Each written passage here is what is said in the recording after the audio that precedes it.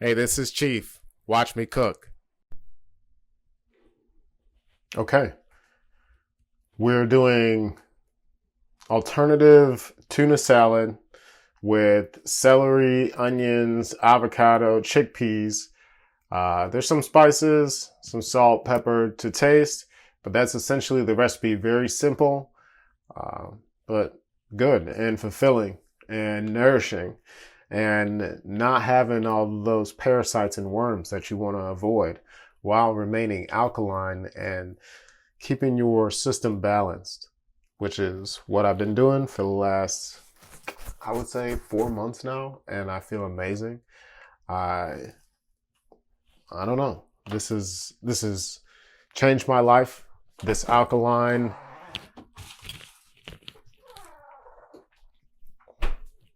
the alkaline diet, the alkaline way, the Dr. Sebi way has kind of revolutionized the way that I feel about acidic foods and what is an acidic food and how it reacts in your body and so forth. People online drag me all the time on Reddit. Um, those people are bots, or maybe they're bots that are bots, and they got no business even looking at those things if that's not what they're into. However, I know it is what they're into because it's what's right, and what's right people try to discourage people from. So there's a thing about vegetables.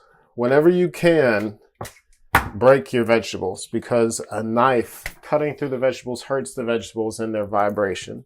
And this is something that I heard a long time ago. I do it as much as I can. Like if I'm making a salad, I'll tear up the lettuce, or I don't know, I use my hands as much as I can. It taps into that primal state where you're preparing the food. You're a hunter and a gatherer, and we need that. So we've got a nice ripe, but not overly ripe avocado that we're going to be using in this recipe. To do an avocado, you simply press the knife against the avocado like so, and then you'll spin the avocado around in a perfect little circle. This avocado is very ripe. It's perfect. And then we'll take that pit out. If you want to grow your own avocado tree, just take that pit, throw some, you want to wash off any leftover avocado that's on there, and then wash off that excess avocado. You put the pit in some paper towel in a plastic bag, and then put it in a dark drawer and let it sit there for a few months. And within no time, you'll have yourself an avocado seed with a nice long tap root. You'll take that and put it in a glass of water or on a jar, and that will continue to grow until you get a nice little stem come out, and you'll have yourself an avocado tree. So, everybody's favorite, I'm going to cut up this onion a little bit and take the skin off. Like I said, I try to use my hands as much as I possibly can, even if it's an onion.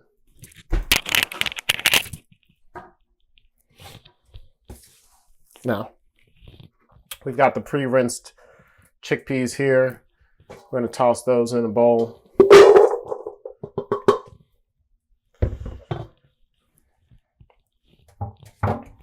We've got celery washed off, making sure we don't have any little buggies on there.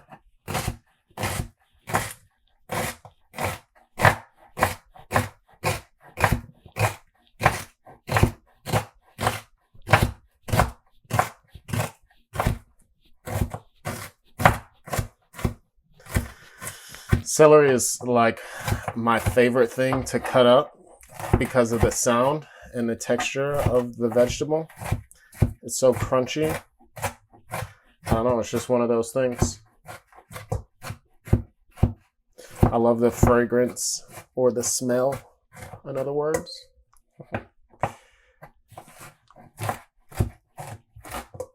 Bam. pretty much get them nice, chopped up a little bit. Just really want to release the flavor. Celery has a lot of potency. You want to release that potent flavor in the food. All right.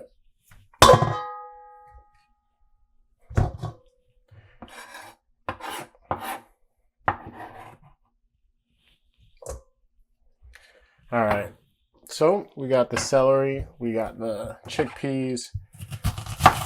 Do about 3/4 of, or I don't know, half of this onion. It's a smaller onion.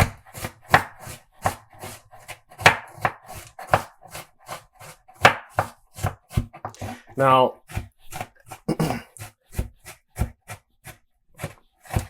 onions have this acidity that goes into the air when you chop them, especially red onions. I learned this while I was working in food preparation and cut fruit and cut food at a grocery chain, one that most people know of.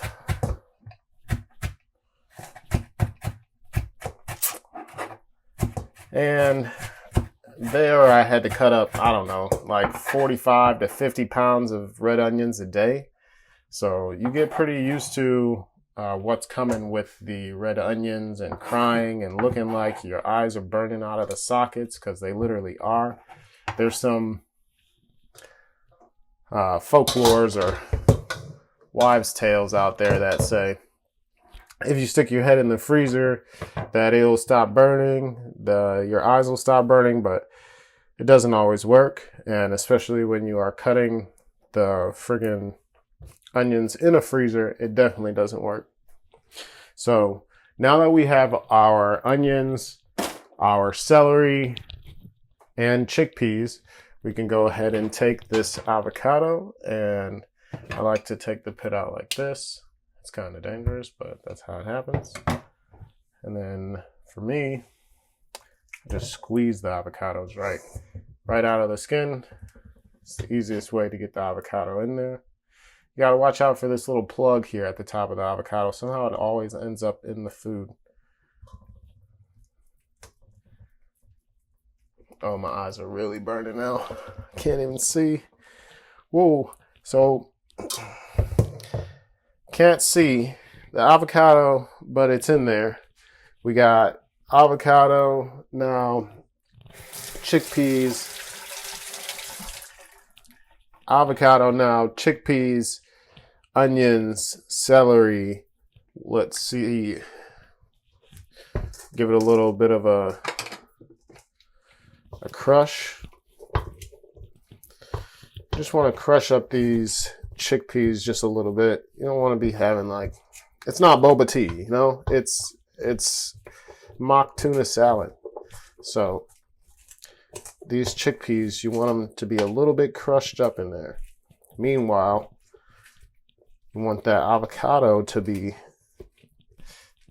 kind of insulating those chickpeas, because if you're smashing these chickpeas without the avocado, which I've done before, they will go all over the place. They just shoot out, and it's like playing Battleship in your kitchen.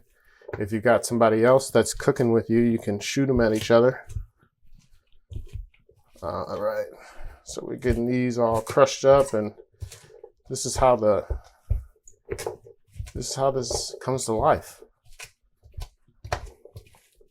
We're gonna add the spices and things halfway through crushing this all up, so we can infuse it nice and thoroughly throughout.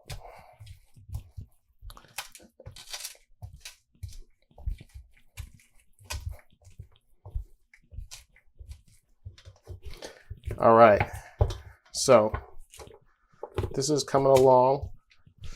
We'll probably time lapse this little section, but in the meantime,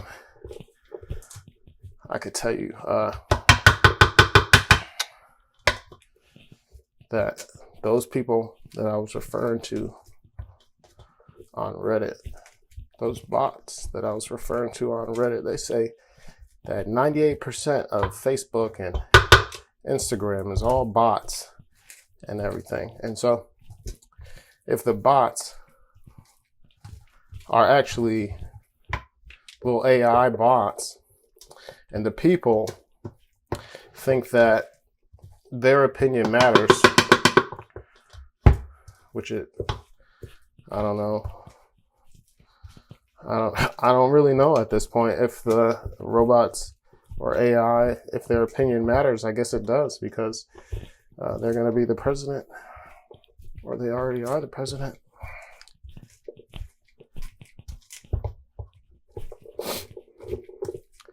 It's everything. I've been warning people for a long time about this AI thing. Ever since I saw the robots in the restaurants. You know, they've been doing this slow degradation of our society, pulling away of the fabric or the stitching of the fabric. Like, if you go into any of the fast food restaurants today, it's nothing like how it was even 5 years ago or 10 years ago. It's completely different. But now there's no type of decency, or it's a madhouse in fast food or restaurants, period. It's completely different.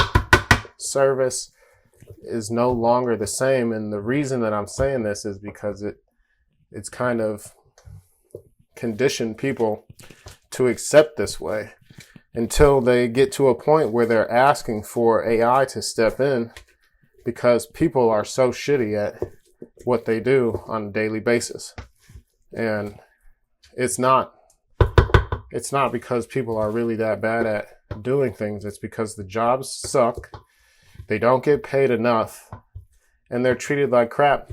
But it's all in part so that people kind of X themselves out of the system, and so they can replace us with this automated workforce that doesn't have those same problems, doesn't get upset when somebody's rude to it at the checkout line, doesn't care what color hair the customer has, or doesn't try to come to work with 5 different types of colors in their hair. So these are the things that we've been going towards. However, if you cook at home, it's much better. It's much better. You know your vibe, which is a big thing about cooking at home. When you eat out, you don't know the person that's making that food. You don't know what type of vibe they have, and that's the most important thing. You don't want anybody making your food that doesn't have the right vibe. You don't want anybody making your food that's not making it out of love and thinking about your best health and having fun doing so. So that was a little bit of dill. That was some salt. Here's some garlic powder. Garlic granules, whichever. Give that a nice little mix. Smells amazing. And this is one that you can get you get a whiff of it, and oh man, that smells good. I'm gonna put this in the fridge for a bit, let it cool down. Then you can eat it just like this, or you can eat it with some crackers or a sandwich. I put it on a burger yesterday. I made a burger.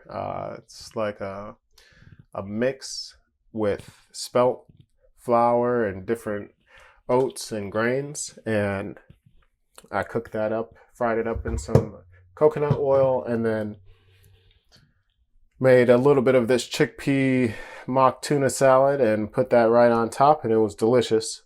So we're gonna put this in the freezer or fridge for a little bit and then give it a taste.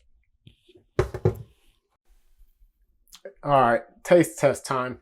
This just came out of the fridge. It's nice and cooled down. We added some, or I should say I added some lemon, a little bit more salt, and these organic blue corn tortilla chips.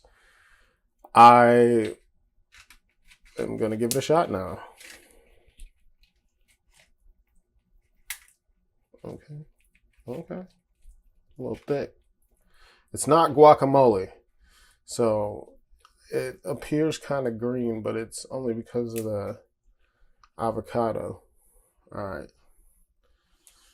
Make sure you can get a good view of this.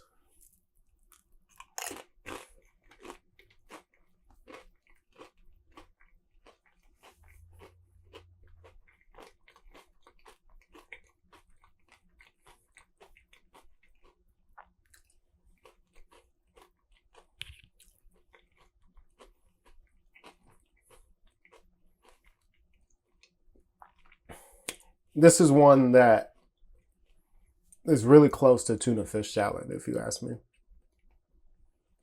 It's like, I don't know, something about the chickpeas and the skins on the chickpeas or something like that, that it gets like kind of flaky and the flesh of the chickpeas mushes down like tuna fish. Something about it. You can make it even more like fishy if you wanted to with some seaweed or Noor, or however it's pronounced. A little bit more lime or lemon. But this is awesome. A nice summer like snack or light afternoon. You can add it with an afternoon lunch. This is a good recipe if you want to keep it clean, light, fresh. It doesn't take a lot of prep time. 30 minutes in the fridge and it's ready to serve. Thanks again. Like and subscribe. And thanks for watching Chief Cook.